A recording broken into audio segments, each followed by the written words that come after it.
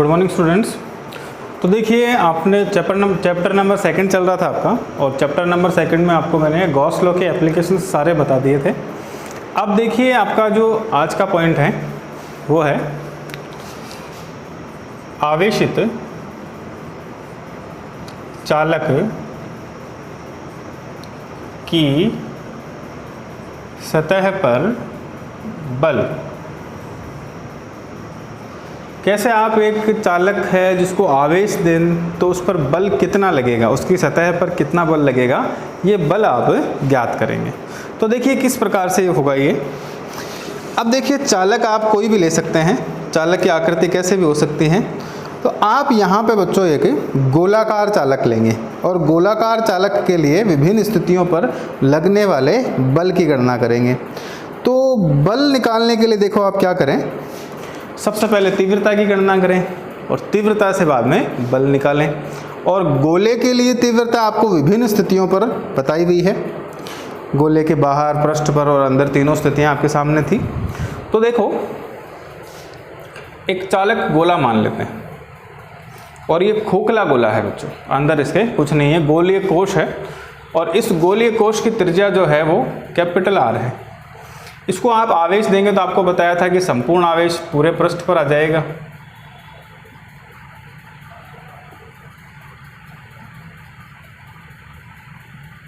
पूरा आवेश जो है वो पृष्ठ पर आ चुका है।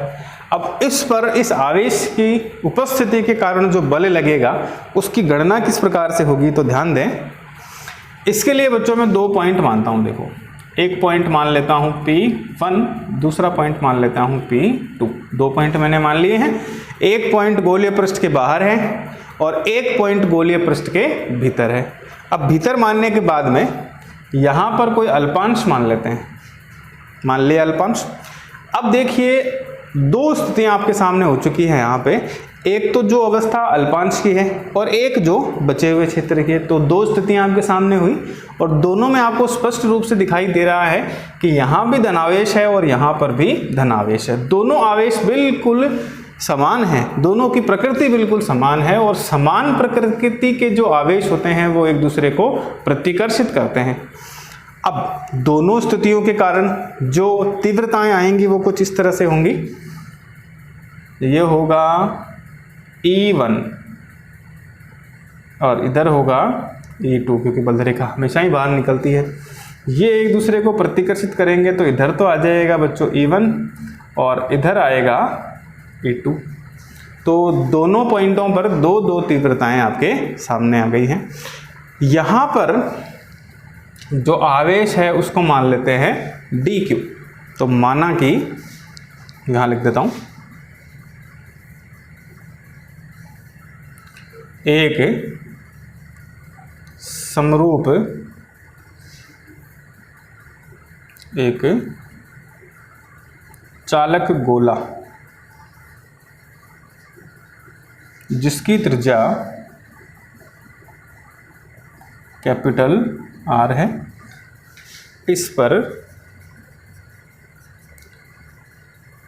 आवेश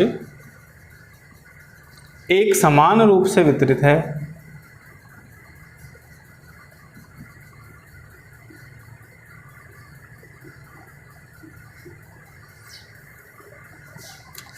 इस गोले के पृष्ठ पर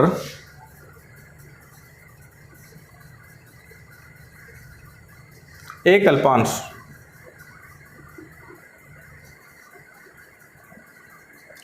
ds की कल्पना करते हैं, जहां आवेश dq तथा आवेश घनत्व सिग्मा है। ये करने के बाद आपने देखा कि आपने दो पॉइंट माने।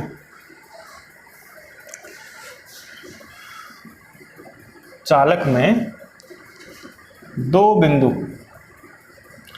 P1 तथा P2 की कल्पना करते हैं,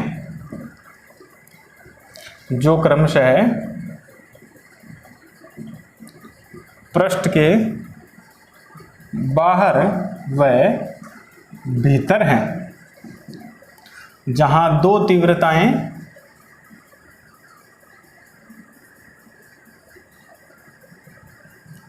E1 तथा E2 कार्य कर रही हैं। अब बता दिया आपको अल्पांश और शेष भाग के कारण है। तो पहले बिंदु P1 की बात करते हैं।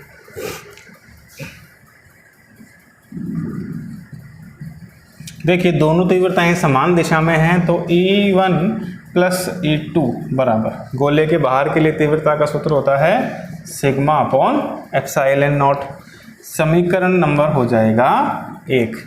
बिंदु P2 पर E1 माइनस E2 बराबर 0। कैसे आया देखो, दोनों तीव्रताएं विपरीत दिशा में हैं तो E1 माइनस E2 आ गया, और अंदर तीव्रता हमेशा 0 होती है, तो यहाँ से E1 बराबर हो जाएगा E2 के। समीकरण नंबर 2। समीकरण 1 व 2 से यहाँ E2 दोनों हो जाएंगे, तो ये E1 प्लस E1 बराबर सिग्मा अपॉन एप्सिलॉन नॉट, या 2E1 बराबर सिग्मा अपॉन एप्सिलॉन नॉट, और E1 का मान आएगा सिग्मा अपॉन 2 एप्सिलॉन नॉट। समीकरण नंबर हो जाएगा 3। ये तीव्रता निकल गई है परिणामी, जो आ रही है सिग्मा अपॉन 2 एप्सिलॉन नॉट। इसी प्रकार जो अल्पांश के अलावा शेष भाग है, वहां तीव्रता सिग्मा अपॉन 2 एप्सिलॉन नॉट होगी। अब यदि अल्पांश पर आवेश dq जो माना है आपने हो, तो यहाँ बल, अब देखिए बल का सूत्र क्या होता है, बल F बराबर होता है QE। यहाँ dF अल्पांश के कारण हो जाएगा E2 इंटू dq। समीकरण नंबर 4। 3 से मान रख देंगे बच्चों समीकरण नंबर 4 में, तो dF बराबर आएगा sigma upon 2 epsilon naught into dq। समीकरण नंबर हो जाएगा 5। ये लगने वाला बल है जो अल्पांश आवेश के लिए है। अब देखें, अगर आपको क्षेत्र के अंदर इसको निकालना हो तो सिग्मा का फॉर्मूला होता है पृष्ठ आवेश घनत्व, पृष्ठ आवेश घनत्व सिग्मा बराबर dq अपॉन ds। पढ़ाया हुआ है आपको। यहाँ से dq बराबर हो जाएगा सिग्मा ds। ये मान आप समीकरण नंबर 5 में अगर रखें तो आएगा बल dF बराबर sigma upon 2 epsilon naught into sigma ds, या dF बराबर हो जाएगा sigma square upon 2 epsilon naught into ds। Equation number हो जाएगी 6। यहाँ ds जो है वो अल्पांश क्षेत्रफल होगा। अब देखें आगे, तीव्रता की यदि बात की जाए तो तीव्रता का सूत्र होता है सिग्मा अपॉन एप्सिलॉन नॉट। आपको बताया हुआ था परत के लिए, तो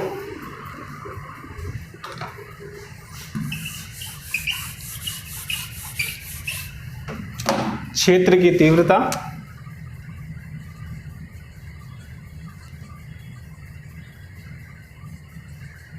सिग्मा अपॉन एप्सिलॉन नॉट।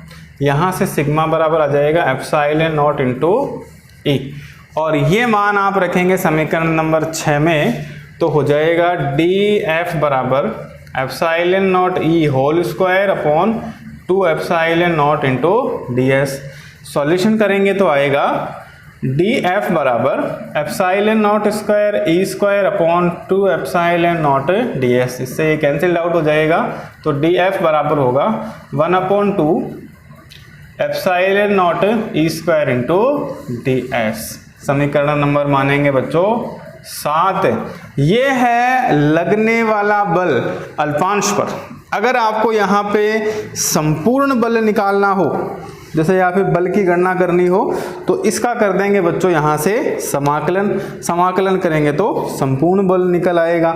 और यदि आपको यहाँ पे दाब निकालना हो तो दाब का सूत्र होता है बल बटा क्षेत्रफल, तो आप लिख सकते हैं, इसका डिवाइड कर दें तो dF बटा ds बराबर 1/2 एप्सिलॉन नॉट ई स्क्वायर, जो दाब हो जाएगा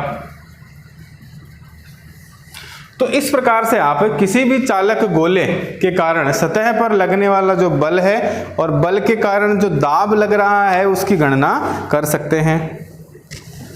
यहाँ एप्सिलॉन नॉट तो है नियतांक और ई है क्षेत्र की तीव्रता। तो यहाँ से आपने देखा कि जो बल है और दाब है दोनों ही क्षेत्र की तीव्रता पर ही निर्भर कर रहे हैं। अब देखिए इसके लिए आपको जो प्रश्न पूछे तो उदाहरण में देखो आपको ये पूछा जा सकता है कि ई का मान ये है तो बल कितना होगा, या क्षेत्रफल दिया हुआ हो तो वेरिएबल यहाँ ई, डी, एस और एफ हैं। तीनों में से कोई दो चीज़ आपको हमेशा दी हुई होगी और एक चीज़ आपको इनमें पूछी होगी। अब इसी प्रकार देखो बच्चों, आप जो ऊर्जा है उसकी गणना भी कर सकते हैं। अब ऊर्जा की गणना देखो किस प्रकार से होती है। अगला पॉइंट देखेंगे, क्षेत्र के एकांक आयतन में ऊर्जा की गणना।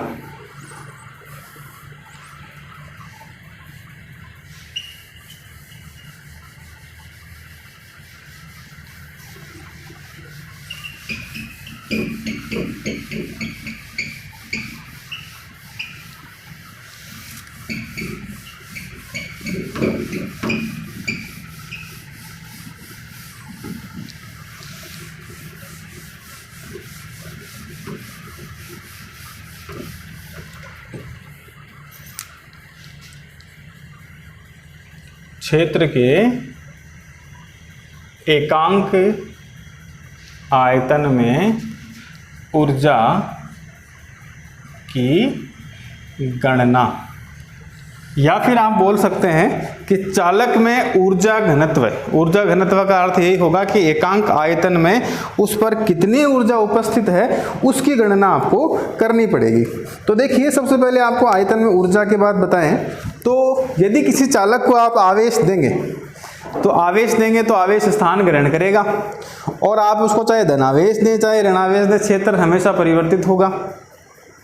तो इसी तरह का ही आपको क्या करना है, एक चालक पृष्ठ मान लेना है और चालक पृष्ठ को आप जैसे ही आवेश देंगे तो आवेश की मात्रा जब बढ़ेगी तो आयतन में उसके वृद्धि हो जाएगी और विद्युत बल के विरुद्ध ये कार्य करना पड़ेगा और कार्य ही ऊर्जा के रूप में संचित हो जाएगा। उसी की गणना बच्चों आपको यहाँ करनी पड़ेगी। तो देखिए किस प्रकार से होगा ये। तो देखिए एक गोलीय चालक की कल्पना करते हैं। इसकी त्रिज्या है बच्चों स्मॉल r। तो जैसे ही आप इसको आवेशित करेंगे, आवेशित करने पर क्या होगा, इसके आवेश में वृद्धि होने के साथ साथ इसके आयतन में भी वृद्धि हो जाएगी और ये जो चालक है वो इस तरह से आयतन में वृद्धि कर लेगा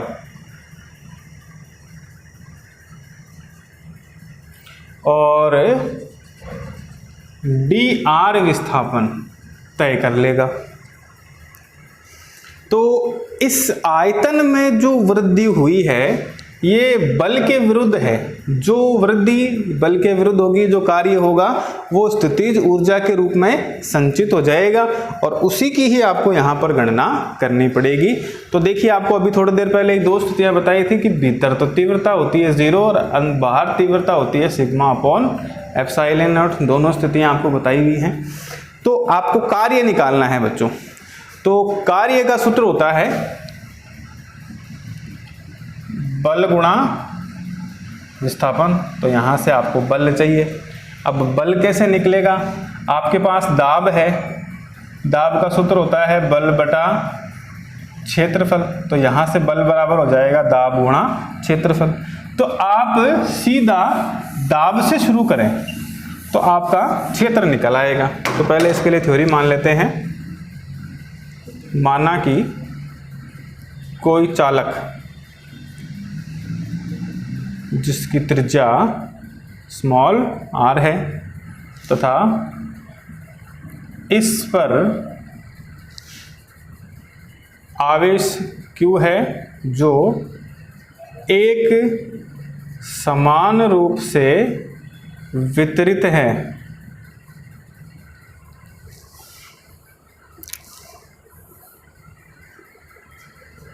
आवेश में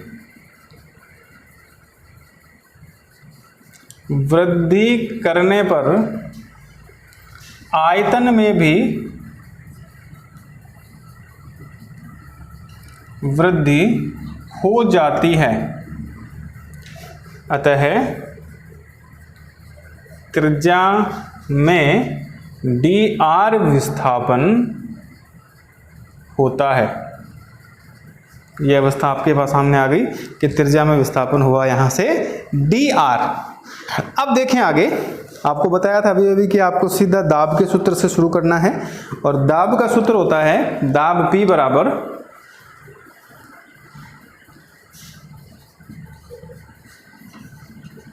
sigma square upon 2 epsilon not, समीकरण number 1।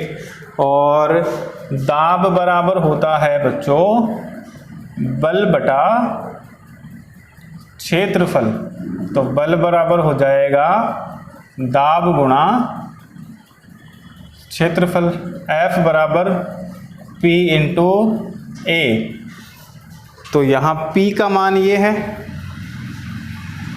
Sigma square upon 2 epsilon not, क्षेत्रफल गोले के लिए होता है 4 पाई r स्क्वायर, तो ये होगा F का मान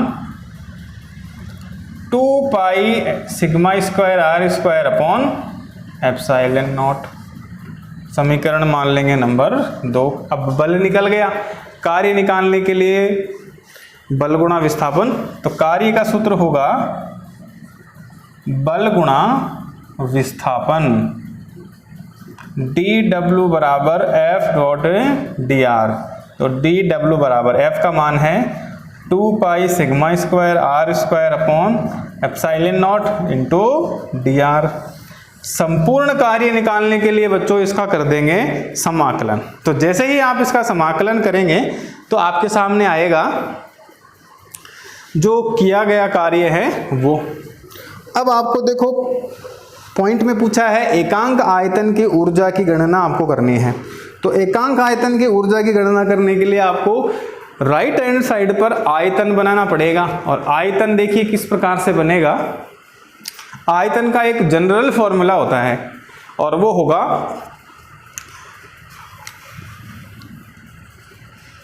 आयतन बराबर क्षेत्रफल गुणा लंबाई या क्षेत्रफल गुणा विस्थापन। तो ये बनाने के लिए आप क्या करें कि इनको अगर आप कैंसिल आउट न करें तो ये यहाँ 4 और 2 रहेगा, यहाँ पर भी 4 और 2 रहेगा। तो यहाँ देखिए थोड़ा सा सेपरेशन कुछ इस तरह से कर दूं कि sigma square upon 2 epsilon naught into 4 पाई r स्क्वायर इंटू dr। तो ये तो क्षेत्रफल हुआ और ये विस्थापन हुआ, तो क्षेत्रफल गुणा विस्थापन हो जाएगा आयतन के बराबर। तो यहाँ पे 4 पाई r स्क्वायर इंटू dr होगा dv। तो dw बराबर होगा sigma square upon 2 epsilon naught into dv। ये तो है किया गया कार्य, और अभी आपको बताया था स्टार्टिंग में कि किया गया कार्य है वही स्थितिज ऊर्जा के रूप में संचित हो जाता है। तो इसको ही आप मान लेंगे U।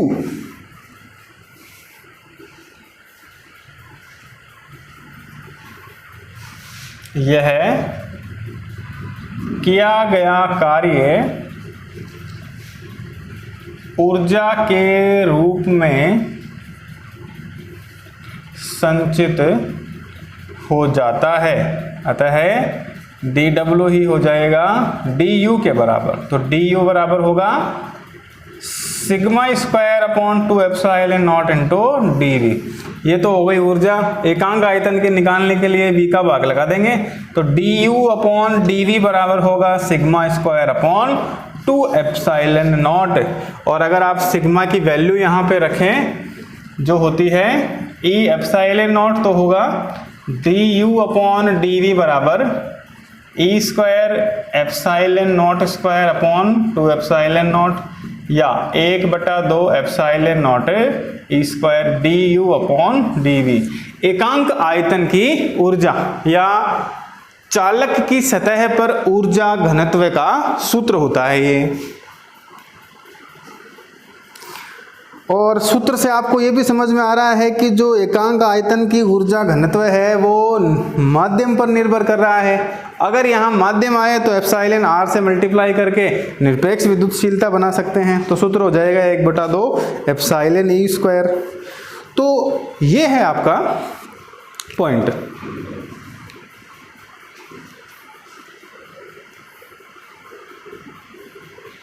अब देखिए चैप्टर में एक पॉइंट बचा है, साबुन के बुलबुले का संतुलन, जो अपन अगले लेक्चर में पढ़ेंगे। तो इस पॉइंट के साथ ही देखिए आपके लगभग पॉइंट पूरे होते हैं। तो आप एक काम करें कि जो भी उदाहरण आपकी बुक में दिए हुए हैं उनको करने की कोशिश करें, अनसॉल्व सॉल्व जो भी हैं उन सबको करने की कोशिश करें, और कोई भी प्रॉब्लम आपको आए तो आप बताएं, उसका सॉल्यूशन अपन अगले वीडियो लेक्चर में करेंगे। और इस वीडियो से संबंधित अगर आपको कोई भी समस्या है, जैसे कि आपको मान लीजिए कि वीडियो साफ़ नहीं दिख रहा है, ऑडियो क्वालिटी अगर पुअर है, तो आप बताएं, उसका भी समाधान अपन अगले वीडियो लेक्चर में करें। और साथ साथ में बच्चों नोट्स आप बनाते रहें, सारे बच्चे नोट्स बनाएं, जिससे आपको आगे प्रॉब्लम नहीं आए नोट्स बनाने संबंध में। ठीक है, थैंक यू।